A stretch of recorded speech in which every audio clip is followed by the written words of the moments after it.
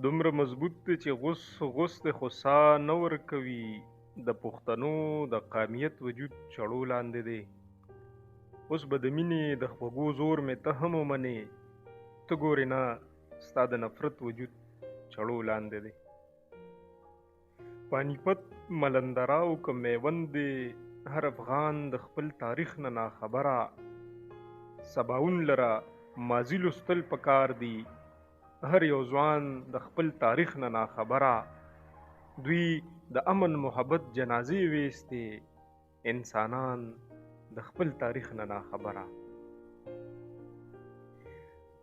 د امن درنا د پښتون قام بیداری پاسون او د جنگ خلاف په یو آواز چغه وهل او د یوې جنډې لاندې راجمع کېدل د مخالفو په سترو کې شګې اچولو برابر دي.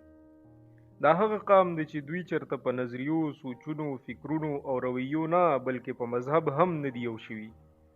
خو نن د امن خلاف جنگ کې ټول په یو صف کې ولاړ دي. بیا دا څنګه کېدی شي چې پښتانه یو شي او مخالفو لا شکست ورنه کړي؟ بیا د خوشحالۍ خبره دا هم ده چې د امن او د پښتون د بقا د بیرغونو خلک هم ورسره په صف اول کې ولاړ دي.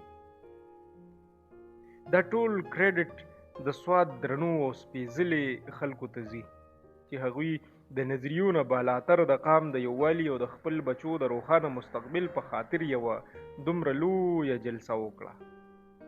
امن د نړۍ د ټولو قامونو اولین ضرورت دی. چرته چې امن وي هلته روزګار وي. چرته چې روزګار وي هلته خلک 2 وخته ډوډۍ په سکون خوري. دغه ضرورت چې څنګه نورو قامونه محسوسوي همدغسې نن د پښتون قام هم محسوس کړو. د ریاست او حکومت مثال د مور پلار وي چې مونږ دا حکومت او ریاست مور پلار ګڼو. پکار ده چې دوی هم مونږ خپل اولاد وګڼي. که پنجاب، سند او بلوچستان یې اولاد وي نو دغسې پښتونخوا ته هم د اولاد په نظر وګوري او د نورو ضروریاتو او سهولیاتو سره د پښتنو لا امن هم ورکړي.